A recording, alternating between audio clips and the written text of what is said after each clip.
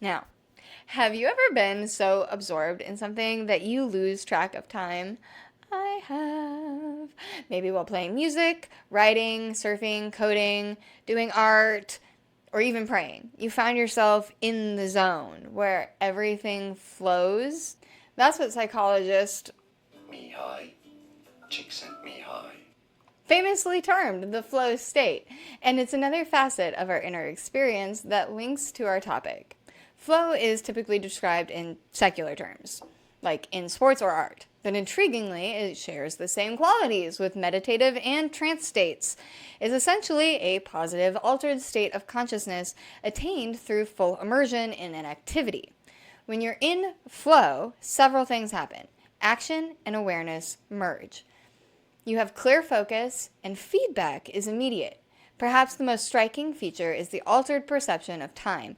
Hours can pass in what feels like minutes, or occasionally, time might seem to slow down at a critical moment. For example, an athlete might describe that during a perfect play, everything went into slow-mo, subjectively, and they felt no pain or fatigue until after.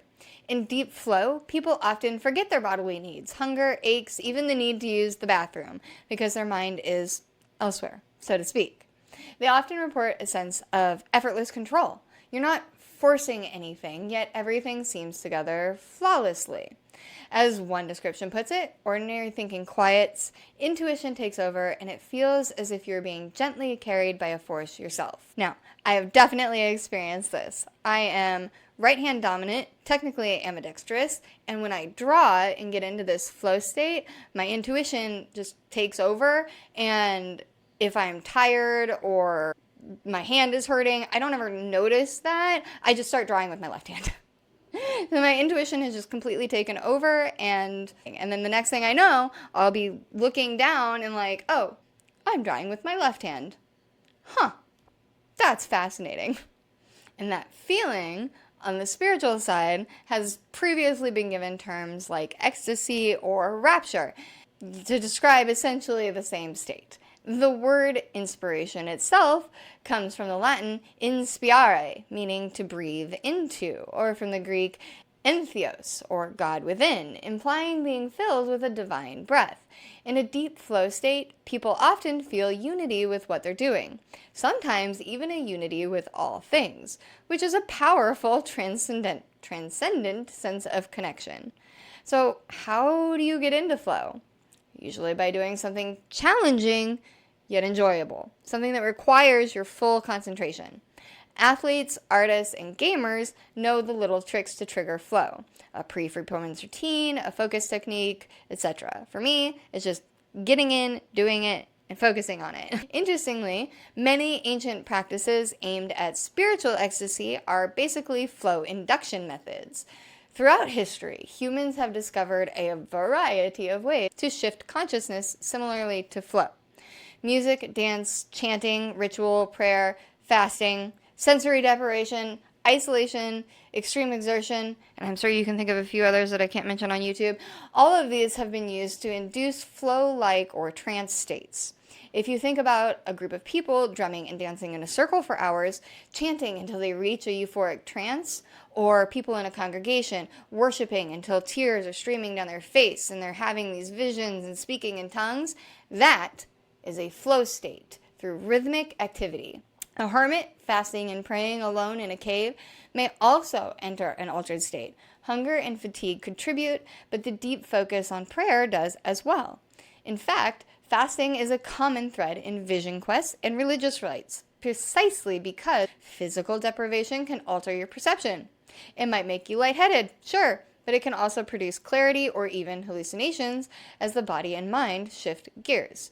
Even Christ fasted in the wilderness for 40 days and had a vision. Satan appeared to him and tempted him. He had a vision. Intense grief or emotion can push someone into one of these quasi-altered states. Earlier we mentioned bereavement visions. So think of a grieving person who in deep sorrow sits gazing at nothing for hours. To them, it might feel like minutes have passed, or someone who, in a moment of extreme crisis, suddenly feels a calm focus and sees things with unusual clarity. Some describe this sense of time slowing during accidents or trauma. These are the mind's way of modulating perception under extreme conditions. Grief, in particular, often involves a kind of withdrawal from normal reality, disassociation. People often report feeling like they're in a bubble, or the world isn't right after a loss. That's an altered state induced by emotional shock. And occasionally, as noted, it tips into outright visions, like seeing the deceased. So while flow is typically a joyful, sought-after state, the parallel alterations of perception that occur through pain or passion as well. So why lump in prayer, grief, and fasting together here? Because all three can profoundly change how we perceive reality in the moment. In deep prayer or worship, especially in communal settings, individuals might enter a trance state of devotion, losing sense of time and surroundings, much like flow, and even experience visions or voices internally. Grief, as discussed, can momentarily thin the veil between the conscious and the subconscious, or perhaps, in a spiritual sense, between the living world and the beyond, leading to perceptions that others might not see. Fasting, beyond its health aspects, has been used in nearly every spiritual tradition as a way to heighten inner perception. The discomfort and simplicity it brings often shifts one's consciousness towards inner awareness. And so what's common in all of these cases, be it happy flow, making music, fervent prayer, or harrowing grief, is the usual everyday mode of perception is altered. Psychologists would call these altered states of consciousness. And we might experience transient hypofrontality, a temporary downward shift in the executive brain, which results in the feeling of being present, open, and connected, rather than analytical and separate. And that's why in flow or deep meditation, we often feel at one with the activity or the universe. The part of the brain that delineates you from the world is subdued. Time perception, the sense of self, and sensory awareness can all change. And these alterations open up the door to non-ordinary experiences, like vision-like imagery, extraordinary insights, or a sense of the sacred. Flow states, trances, and other altered states broaden our perception beyond the ordinary. They allow us to see aspects of our reality and ourselves that we normally miss. So whether induced by doing something that we love, by practicing spiritual disciplines, or by undergoing intense emotional trials, these states tend to quiet the noise of trivial thoughts and bring what truly matters into focus.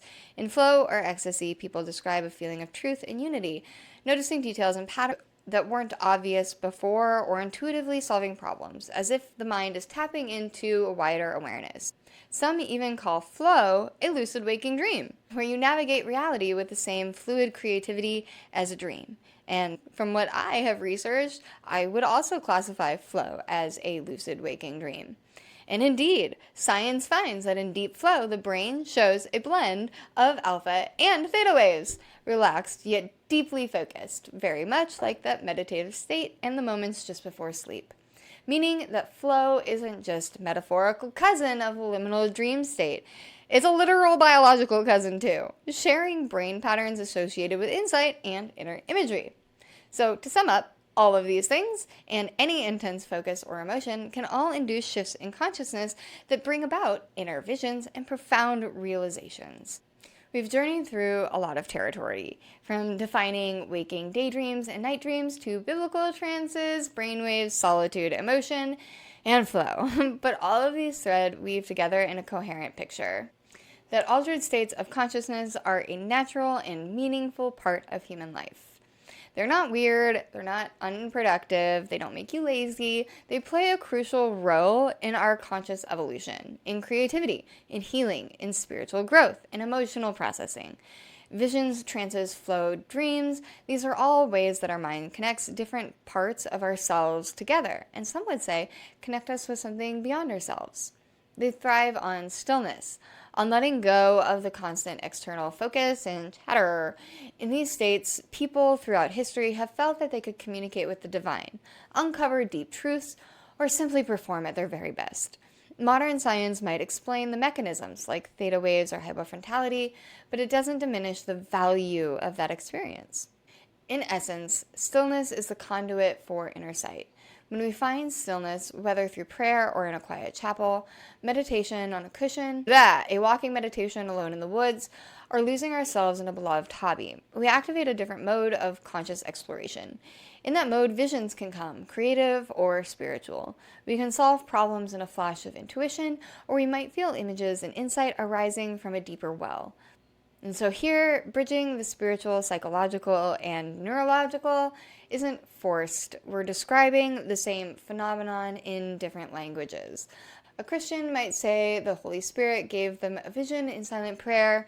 A psychologist might say his brain relaxed into theta and his subconscious presented an answer via imagery. And an artist might say he entered a flow state, granting access to nonlinear cognition. All true in each of their frameworks and all pointing to the singular fact that there are states of mind where we go beyond our ordinary waking limitations of reality. By embracing these states as valid, we can integrate them into a healthy life. That might mean keeping a dream journal and noting emotional themes, or making time daily for quiet reflection to see what bubbles up, or practicing a craft or sport with such presence that you touch flow regularly. It could also mean simply giving yourself grace when life thrusts you into an altered state, like intense grief. Understand that it's a natural process, and maybe listen for what the experience reveals. Visions, stillness, and inner sight all go hand in hand. Stillness, whether the little quiet of a calm and focused flow, is the incubator.